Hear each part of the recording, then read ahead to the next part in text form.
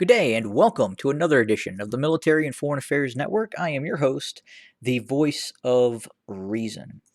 In this episode, we're continuing our coverage of the ongoing situation between Ukraine and Russia. And over the last 24 hours, we have heard some statements coming out of the United States Department of Defense, specifically uh, Chairman of the Joint Chiefs of Staff, General Milley, has stated that the Russian military could seize control of Kiev if said operation is initiated within 72 hours, or roughly 3 days. So is that even possible? So if we look back in history and we look at previous wars that have taken place, specifically the World War II, and we look at both the German operation to take control of Kiev, or we look at the Russian operation to retake control of Kiev. Obviously, that took much more than 3 days. Now, I understand completely. You cannot. It's very difficult to compare and contrast World War II to the current state of affairs, but nonetheless, the Ukrainians still could field very large formations to defend Kiev if it so desires. And then with that being said, we have to look at the intelligence that General Milley may or may not have. Again, does he have intelligence that indicates the Ukrainian army may not be willing to fight in some cases, and in fact, some may actually switch sides and go over to the Russians? I would say that is unlikely, but again, possible. And I would say that if the Ukrainian military decides to fight, and if it is able to mobilize forces to fight against the Russians, I would say that 3 days for the Russians to seize control of Kiev is highly unlikely. That would be a 3 day operation to come down through Belarus on the western side of the Dnieper River, and quite possibly the eastern side of the Dnieper River, would be incredibly challenging. Uh, there are multiple urban settlements. There are multiple river crossings that would have to take place. Again, we're not sure if some of these rivers have frozen over yet, but obviously the Russians would bring bridging equipment with them. But again, achieving that goal, the seizure of Kiev, a massive city, in just 3 days, that is a tough ask. Could they possibly start to envelop Kiev in 3 days? Possibly, but seizing control of Kiev in 3 days without the capitulation of the Ukrainian military, I would see that as highly doubtful.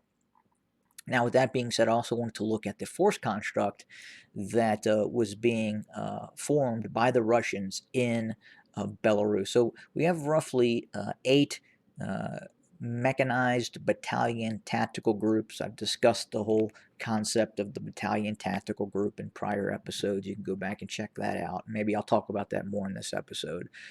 But I've marked it on the Belarusian territory. Now, this is not the location of these forces. This is just where you, the viewer, can get an idea of what kind of forces the Russians are deploying in Belarus for a possible operation towards Kiev. So we're looking at multiple army groups, mainly coming from the east, and that consists of elements of the 36th Army, to include the 37th Mechanized Brigade Battalion Tactical Group and the 5th Tank Brigade Battalion Tactical Group. We're also looking at elements of the 29th Army with the 36th Mech Brigade Battalion Tactical Group and the 200th Artillery Brigade. How much of the 200th Artillery Brigade has been moved or is being moved into Belarus, again, very difficult to say at this point. Elements of the 35th Army, to include the 38th Mechanized Brigade Battalion Tactical Group, 64th Mech Brigade Battalion Tactical Group. You could also call these Motorized Rifle Brigade Battalion Tactical Groups as well. I've just designated them as mechanized brigades. The 165th Artillery Brigade.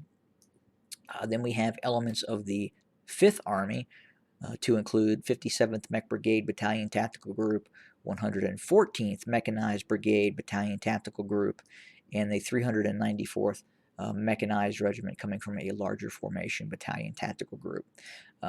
Also, major elements of the 155th Naval Infantry Brigade, elements, and this is the airborne or VDV formations that are reportedly being moved into Belarus as well. Again, these are very aggressive formations that can be both used in a mechanized role to augment some of these other heavy battalion tactical groups that may be moving south, or conducting airborne type of operations and helicopter air assault operations as well. So you have elements of the 11th Air Assault Brigade, elements of the 98th Airborne Division. We understand it is a single airborne regiment that is being deployed, and elements of the 76th Air Assault Division, to include one air assault regiment and one in the separate tank battalion that augments the air assault, the 76th Air Assault Division. Also, elements of the 45th Special Forces Brigade, which is generally based just outside of Moscow. Again, this unit is normally assigned to the GRU, which is the intelligence of the General Staff of the Russian Armed Forces, and that unit has also been reportedly being deployed to Belarus. So again, if we look at this force construct, um, I mean, it is a sizable force, but I think once you take into consideration the other forces that are being deployed around Ukraine, and even more and heavier forces just south of Smolensk, you have forces over in this area supporting the eastern separatists, such as the 150th Motorized Rifle Division. That unit would be brought into the east as well. You could have elements of both the 6th and the 4th Tank and Motorized Rifle Division coming down from Moscow, the 1st Tank Army. So again, very, very sizable formation, but specifically these are the forces that are deploying, that have deployed or are in the process of deploying to Belarus. So again, we're looking at roughly a 1, 2, 3, 4, 5, 6, 7, 8 heavy battalion tactical groups. So again, generally speaking, these would contain three or one motorized rifle battalion, and usually augmented with one or two tank companies. The 5th Tank Brigade Battalion Tactical Group probably contains a complete battalion set of Russian tanks, 31 tanks, possibly more. If it's a reinforced battalion tactical group, it could contain as much as 60 tanks from the 5th Tank Brigade, and then augmented by one or two motorized rifle companies as well.